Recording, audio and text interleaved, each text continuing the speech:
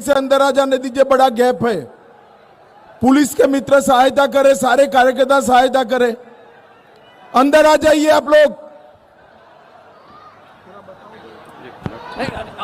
हो गया। जितने भी हमारे भाई बंधु बाहर खड़े हैं, कृपया अंदर आने का कष्ट करें पंडाल के अंदर। और दाहिने तरफ भी जितने लोग भाई इधर खड़े हैं वो भी अंदर आने का कष्ट करें। हॉस्पिटल के तरफ भी हमारे जितने भाई बंधु हैं अंदर आने का कष्ट करें। हमारे माननीय गृह मंत्री जी हम सभी के बीच सभी पुलिस वालों से अनुरोध है कि माननीय गृह मंत्री जी आ चुके हैं, तुरंत सभी को भीतर घुसाइए, तुरंत सभी को भीतर घुसाइए। सब लोग आ जाइए, हर कोई भीतर आ जाए, कोई बाहर बाउंड्री वाल से बाहर नहीं रहे, सब भीतर आइए, सभी भीतर आइए। मेरे साथ जोर से बोलिए, भारत माता की। क्यों भाई, बेतिया वालों की आवाज को क्या हो गया है? 400 पार करना है या नहीं करना है? मोदी जी को फिर से प्रधानमंत्री बनाना है या नहीं बनाना है? तो ऐसी आवाज नहीं चलती भाई। ये जायसवाल मेरा दोस्त है, इसको जिताने की अपील करने के लिए मैं आया हूं। बड़े आवाज से बोलना पड़ेगा, हाथ उठाइए, मुट्ठी पीछे और प्रचंड आवाज से बोलिए, जय श्री राम, जय जय श्री राम। मंच पर उपस्थित भाई पुलिस के मित्र सबको अंदर आने दे, रोकिए मत, सुनाई नहीं पड़ता आपको? यहां से वहां आकर कहे क्या? सारे लोग अंदर आओ भाई, सारे कार्यकर्ताओं को आने दो। आज इस विशाल जनसभा में मेरे साथ मंच पर उपस्थित सतीश चंद्र दुबे जी, सांसद राज्यसभा, हमारी वरिष्ठ नेत्री बहन रेणु देवी जी, नारायण प्रसाद जी, उमाकांत सिंह जी, रूपक श्रीवास्तव जी, शत्रुघ्न कुशवाहा जी, दीपक मिश्रा जी, शैलेश कुशवाहा जी, अनिल झा जी, जगन्नाथ ठाकुर जी, सरोज रंजन पटेल जी, राम सिंह जी, कुसुम देवी जी, सुनील कुमार जी, रश्मि वर्मा जी, शालिनी जी, प्रकाश राय जी, और आज जिनको जिताने की अपील करने के लिए मैं आया हूं, ऐसे हमारे मित्र, आपके सांसद और भाजपा के प्रत्याशी डॉक्टर संजय जायसवाल जी। ए संजय, आगे आओ। संजय जायसवाल के लिए जोर से ताली बजाओ सभी लोग। भाइयों बहनों, वाल्मीकि नगर के हमारे प्रत्याशी सुनील कुमार भी आए हैं, आगे आइए सुनील जी, ताली बजाइए सुनील कुमार जी के लिए।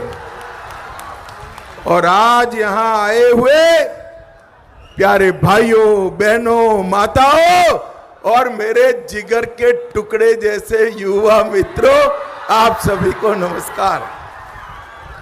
भाइयों, सबसे पहले मैं इस चंपारण की क्रांति की महान भूमि को प्रणाम कर कर मेरी बात की शुरुआत करना चाहता हूं। यही चंपारण है जहां से हर स्वतंत्रता संग्राम को ताकत मिली।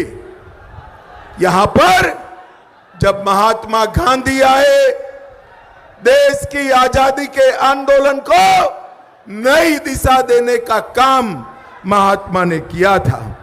मैं यहां पर कालीधाम मंदिर, मदनपुर मंदिर, परिजित्वा माता मंदिर, खुद्दा माता मंदिर, सूर्य मंदिर, ये सभी देवस्थानों को प्रणाम करता हूं। भाइयों बहनों, राजकुमार शुक्ला, गुलाब चंद गुप्ता और महारानी जानकी कुंवर जी, ये तीनों महान स्वतंत्र सेनानियों को भी मैं प्रणाम करता हूं। भाइयों बहनों, जब मैं बेतिया आया हूं, 4 चरण के चुनाव हो गए हैं, कल 5वें चरण का चुनाव है।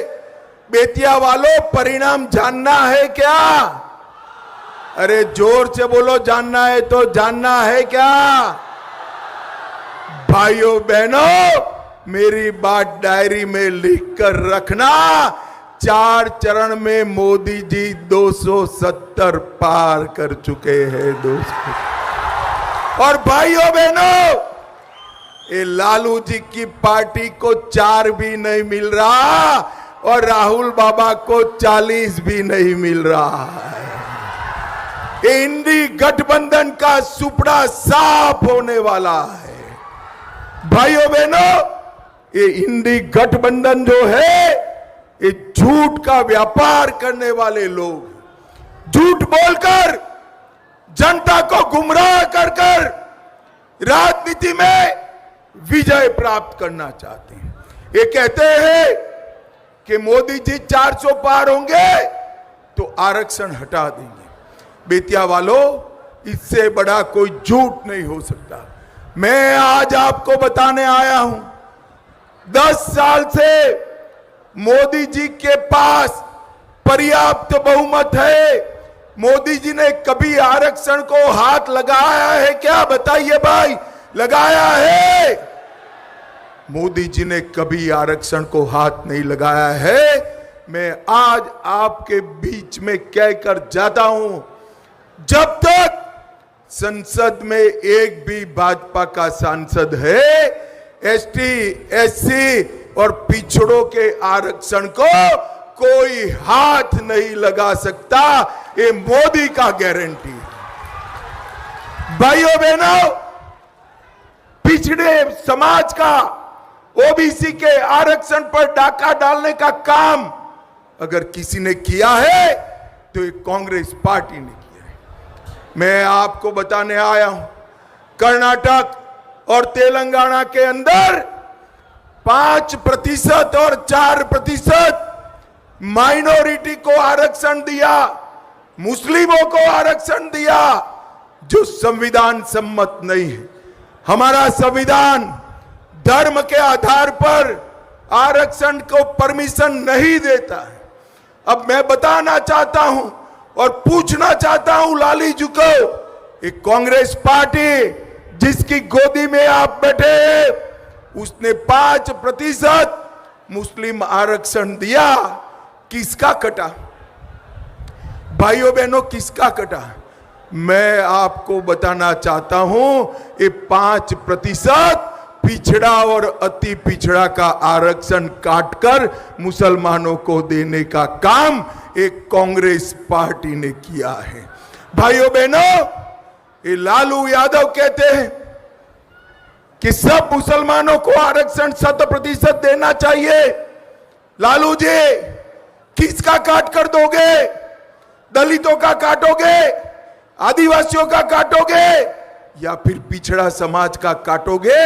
इसकी स्पष्टता करिए आप।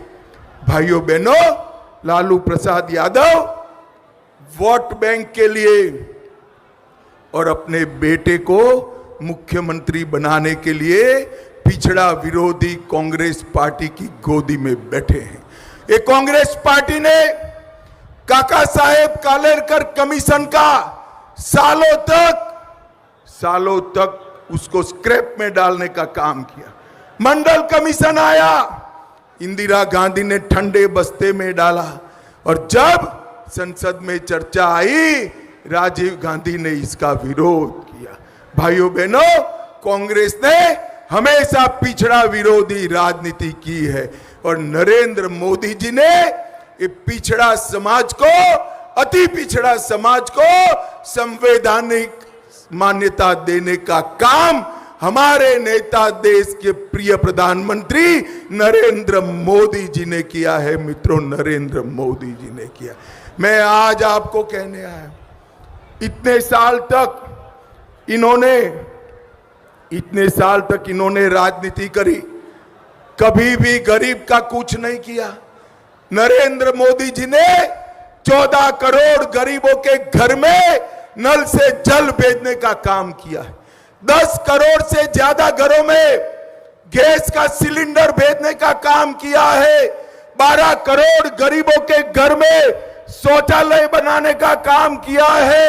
80 करोड़ गरीबों को प्रति माह प्रति व्यक्ति 5 किलो अनाज मुफ्त में देने का काम हमारे नरेंद्र मोदी जी कर रहे हैं।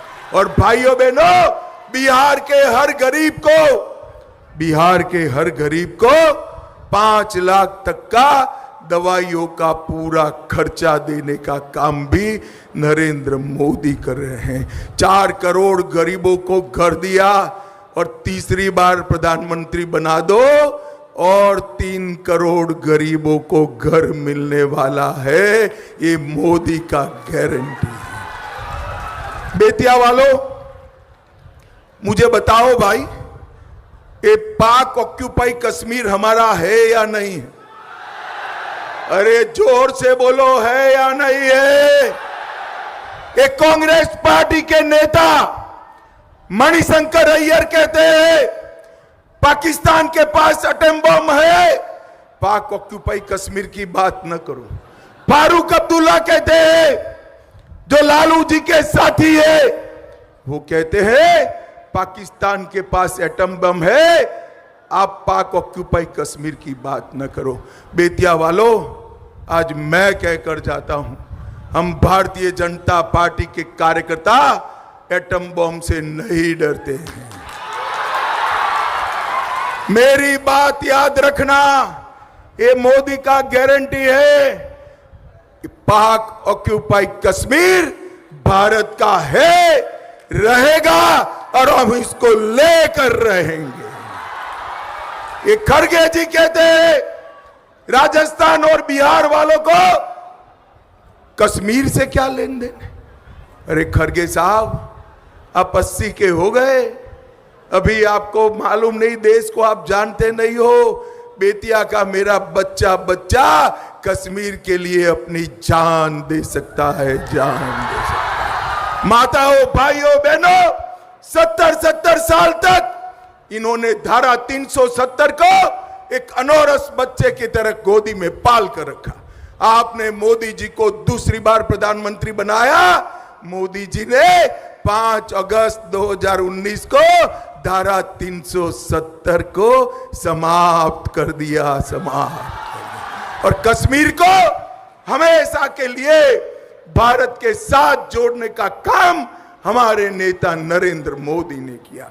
और नरेंद्र मोदी जी ने इस देश में से आतंकवाद को समाप्त करने का काम किया। मैं लालू जी को पूछना चाहता हूं, 10 साल तक आप मंत्री रहे, सोनिया मनमोहन सरकार चली, आए दिन पाकिस्तान से आलिया, मालिया, जमालिया घुस जाते थे, बम धमाके करते थे और आप चुप बैठे रहते थे। क्यों चुप बैठते थे? वो वोट बैंक के डर से चुप बैठते थे।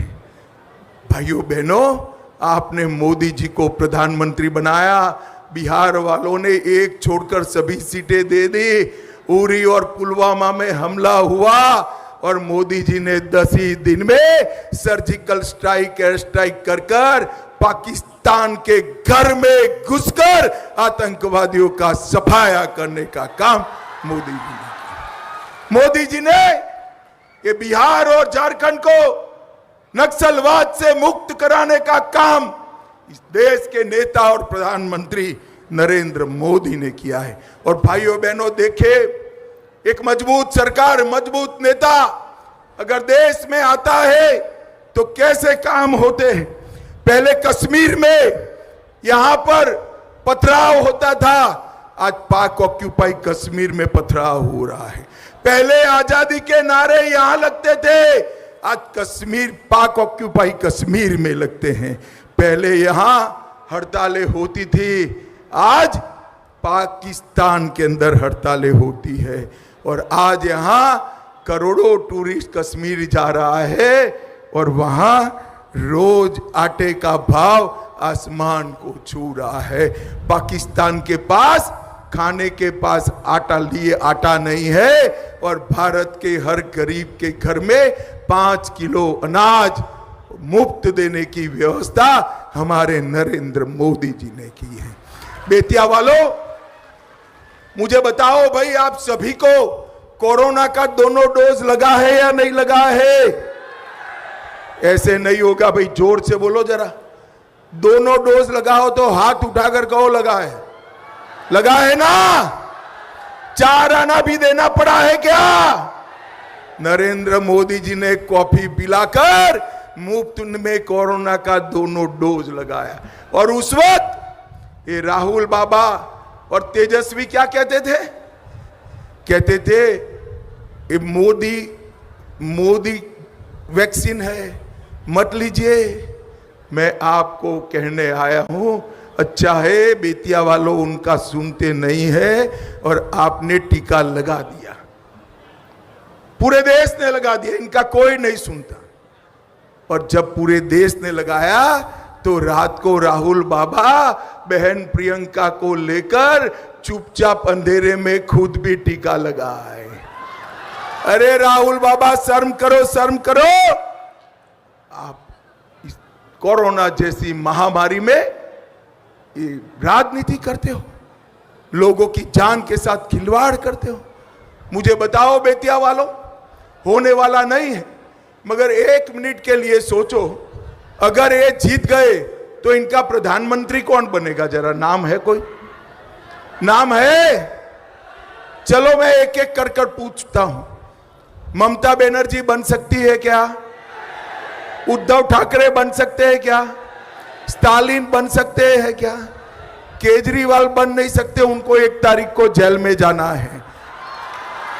अब आप हंसना मत, जरा हंसना मत, जरा भी मत हंसना हो, सीरियस बात कर रहा हूं। राहुल बाबा बन सकते हैं क्या? अरे क्यों हंस पड़े भाई? इनके पास कोई नेता ही नहीं है, और देश के सामने कहते हैं हमें बहुमत दो। मैं आज यहां से पूछना चाहता हूं, राहुल बाबा स्पष्ट करिए, इंडिया अलायंस किसके नेतृत्व में लड़ रही है?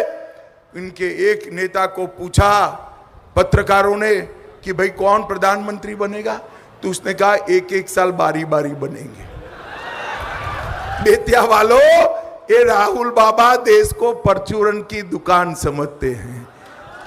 चल सकता है देश ऐसे? कौन जवाब देगा पाकिस्तान को? पाकिस्तान को गोली का जवाब गोले से कौन देगा? कोरोना आया तो कौन बचाएगा? G20 में अपना यश कौन बढ़ाएगा? चंद्रमा पर चंद्रयान कौन भेजेगा? इनके पास कोई नेता नहीं है। प्रधानमंत्री अगर कोई बन सकता है तो एक ही व्यक्ति है, मेरे और आपके नेता नरेंद्र मोदी बन सकते हैं।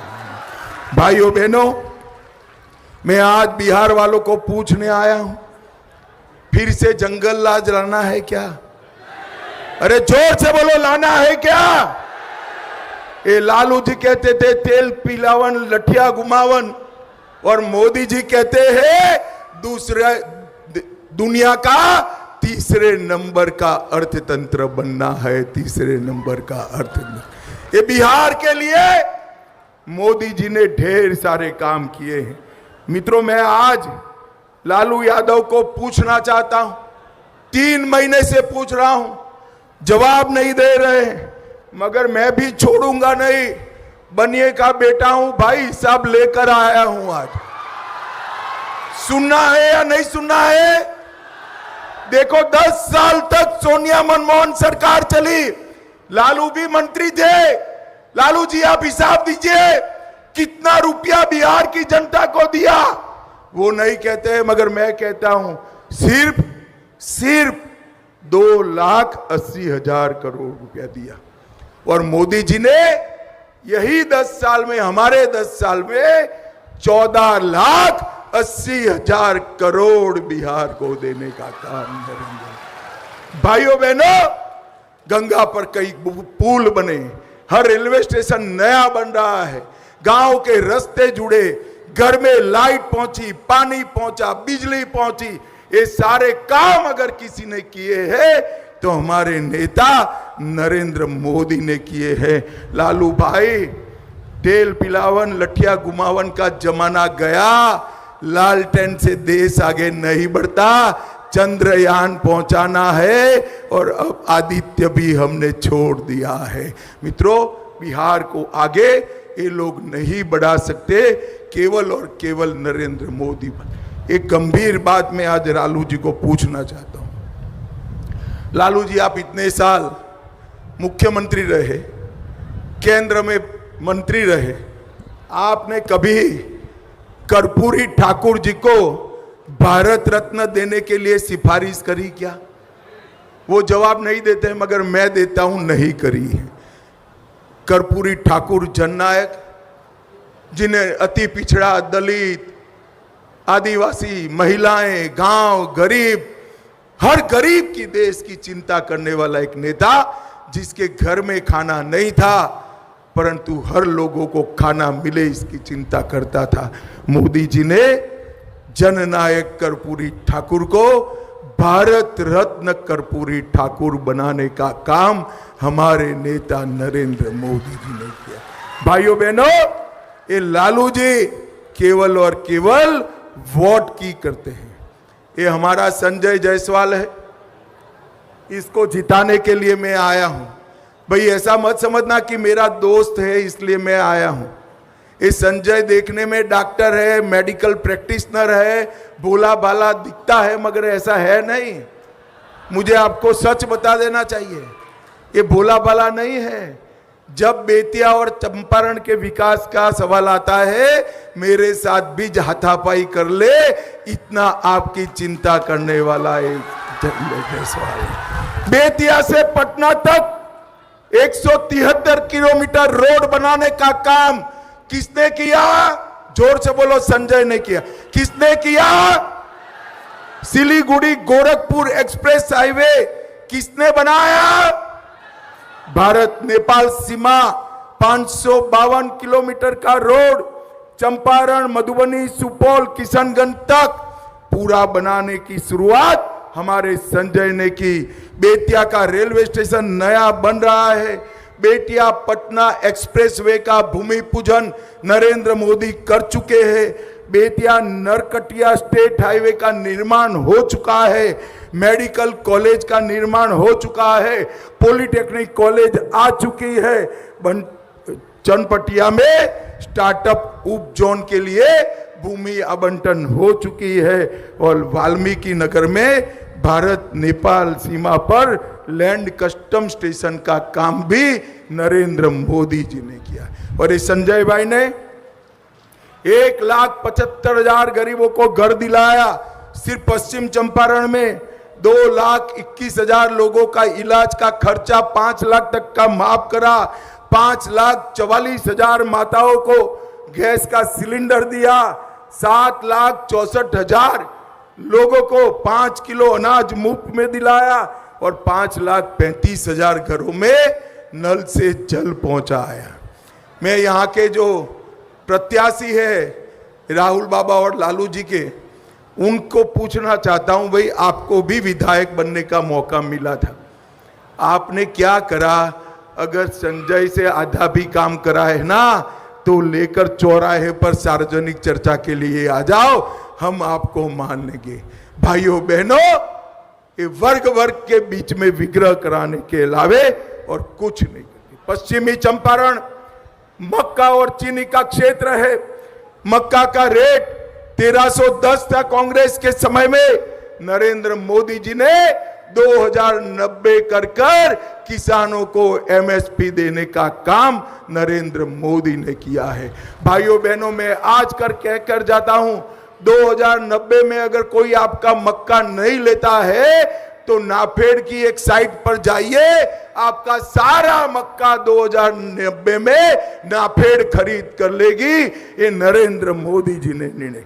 5 चीनी मिले हैं, इथेनॉल के प्लांट लगाए, गन्ना किसानों को इथेनॉल के कारण फायदा मिला और अब 2025 में 20% पेट्रोल में इथेनॉल ब्लेंडिंग कर किसानों को सीधा फायदा पहुंचाने का काम भी हमारे नरेंद्र मोदी कर रहे हैं। भाइयों बहनों, बातें तो बहुत है। अभी 2 कार्यक्रम है मेरे, एक उड़ीसा में और एक दिल्ली में। मुझे ज्यादा बात करने की लग्जरी नहीं है, टाइम कम है। अंत में मैं इतना ही कहना चाहता हूं, अयोध्या में राम मंदिर बनना चाहिए था या नहीं बनना चाहिए? जोर से बोलो, बनना चाहिए था या नहीं बनना चाहिए था? 70 साल से ये लोग राम मंदिर के मसले को अटकाते रहे, लटकाते रहे, भटकाते रहे।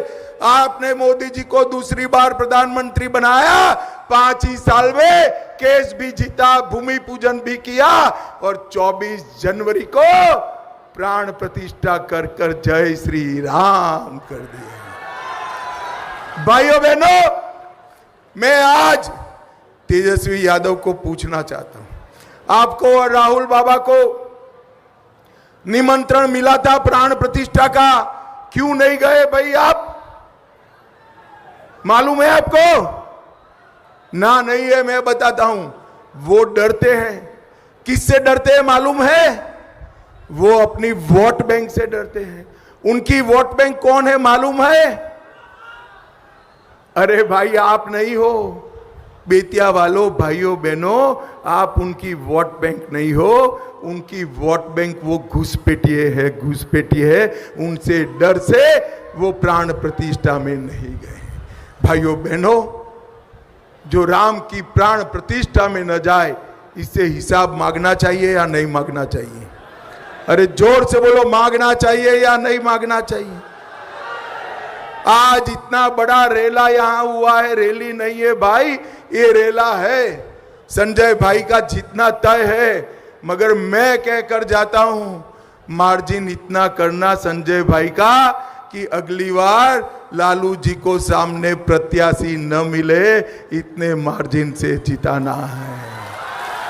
और आज मेरी एक और बात सुन लो, इस संजय जायसवाल डॉक्टर को आप सांसद बनाकर भेज दो, उसको बड़ा बनाने का काम भारतीय जनता पार्टी करेगी। मुझे बताओ बेतिया वालों, कमल के निशान पर बटन दबाओगे क्या? अरे ऐसे नहीं होता भाई, जोर से बोलो, दबाओगे? संजय भाई को जिताओगे? 400 पार कराओगे? मोदी जी को तीसरी बार प्रधानमंत्री बनाओगे? तो मेरे साथ दोनों हाथ उठाओ, उठाइए दोनों हाथ, दीदी लोग भी उठाए और प्रचंड आवाज से बोलिए, जय श्री राम, जय जय श्री राम, वंदे वंदे भारत माता की। अब मैं आग्रह करता हूं अपने माननीय सांसद जी से कि बड़ा पुष्प का माला और अंग वस्त्र उन्हें देकर के स्वागत करेंगे। हम सभी के लोकप्रिय सांसद डॉक्टर संजय जायसवाल जी, हम सभी के माननीय नेता श्री अमित शाह जी को बड़ा पुष्प देकर और पुष्प का माला पहनाकर उनका स्वागत करेंगे। अमित शाह जी जिंदाबाद, भारतीय जनता पार्टी जिंदाबाद, नरेंद्र भाई मोदी जिंदाबाद, अमित शाह जी जिंदाबाद, हम सभी के लोकप्रिय गृह मंत्री श्री अमित शाह जी जिंदाबाद, भारतीय जनता पार्टी जिंदाबाद, डॉक्टर संजय जायसवाल जिंदाबाद।